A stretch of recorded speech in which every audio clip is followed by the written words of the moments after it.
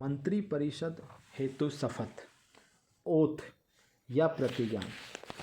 देखिए, भारत के संविधान की 3री अनुसूची में वर्णित पद एवं गोपनीयता की शपथ जो है वो प्रधानमंत्री तथा अन्य मंत्रियों को लेनी होती है।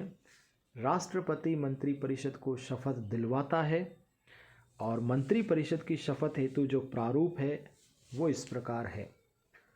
मैं अमुक ईश्वर की शपथ लेता हूँ, सत्य निष्ठा से प्रतिज्ञान करता हूँ कि मैं विधि द्वारा स्थापित भारत के संविधान के प्रति सच्ची श्रद्धा और निष्ठा रखूँगा।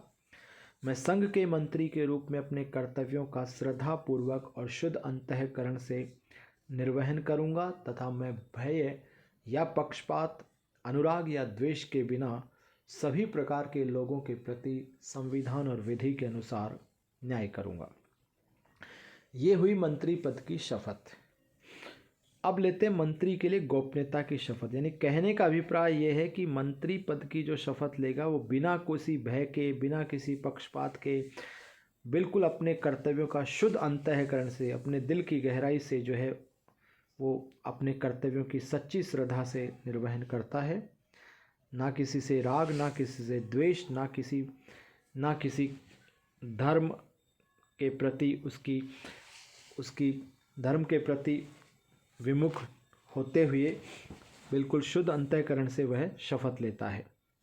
इसी प्रकार मंत्री के लिए गोपनीयता की शपथ के बारे में का जो प्रारूप है वो है कि मैं अमुक ईश्वर की शपथ लेता हूँ, सत्यनिष्ठा से प्रतिज्ञान करता हूँ कि जो विषय संघ के मंत्री के रूप में मेरे विचार के लिए लाया जाएगा अथवा मुझे ज्ञात होगा, उसे किसी व्यक्ति या व्यक्तियों को तब के सिवाय जबकि संघ के मंत्री के रूप में अपने कर्तव्यों के सम्यक निर्वहन के लिए ऐसा करना अपेक्षित हो, मैं प्रत्यक्ष या प्रत्यक्ष रूप से संसूचित या प्रकट नहीं करूँगा।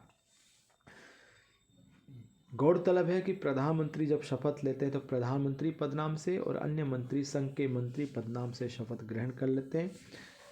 भारत में उप प्रधानमंत्री डिप्टी प्राइम मिनिस्टर या डिप्टी पीएम का पद संवैधानिक पद नहीं है, बल्कि कभी कभी राजनीतिक परिस्थितिवश जो है उप प्रधानमंत्री भी बनाए जाते रहे हैं। अब हम बात करते हैं प्रधानमंत्री परिषद का कार्यकाल और पदमुक्ति की। देखिए, जनरली मंत्री परिषद का कार्यकाल निश्चित नहीं होता, लेकिन पदासीन मंत्री परिषद की बर्खास्तगी, लोकसभा भंग हो जाए या सरकार का पतन हो जाए तो नई मंत्री परिषद बनने तक पूर्ववर्ती मंत्री परिषद यथावत कार्य करती रहती है।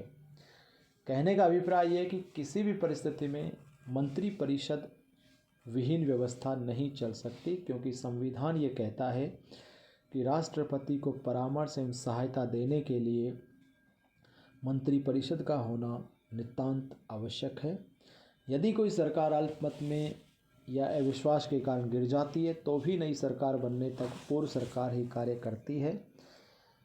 और अब तक विभिन्न अविश्वास प्रस्ताव सरकारों के विरुद्ध आ चुके हैं, लेकिन एक बार भी अविश्वास प्रस्ताव के कारण सरकारें नहीं गिरी है। हाँ, जब भी सरकार गिरी है विश्वास प्रस्ताव पर ही गिरी है। संविधान का आर्टिकल 75(2) ये कहता है कि मंत्रीगण राष्ट्रपति के प्रसाद पर्यंत कार्य करते हैं, लेकिन इसका अभिप्राय ये नहीं निकाला जाना चाहिए कि राष्ट्रपति किसी भी मंत्री को जब चाहें हटा दे, क्योंकि अनुच्छेद 75(3) ये कहता है कि मंत्री परिषद लोकसभा के प्रति सामूहिक रूप से कलेक्टिव रेस्पॉन्सिबल, सामूहिक रूप से उत्तरदायी होती है। यदि किसी मंत्री परिषद को लोकसभा में विश्वास प्राप्त है तो उसे राष्ट्रपति बर्खास्त नहीं कर सकते। कहने का अभिप्राय है कि प्रधानमंत्री के नेतृत्व में संपूर्ण मंत्री परिषद एक साथ तैरती तथा एक साथ डूबती है। अर्थात जब कोई निर्णय मंत्री परिषद के द्वारा लिया गया हो तो विवाद के समय संपूर्ण मंत्री परिषद त्यागपत्र देती है, लेकिन कोई निर्णय किसी मंत्री विशेष ने लिया हो तो व्यक्तिगत उत्तरदायित्व का सिद्धांत लागू होकर के उस मंत्री से इस्तीफा या त्यागपत्र मांगा जा सकता है।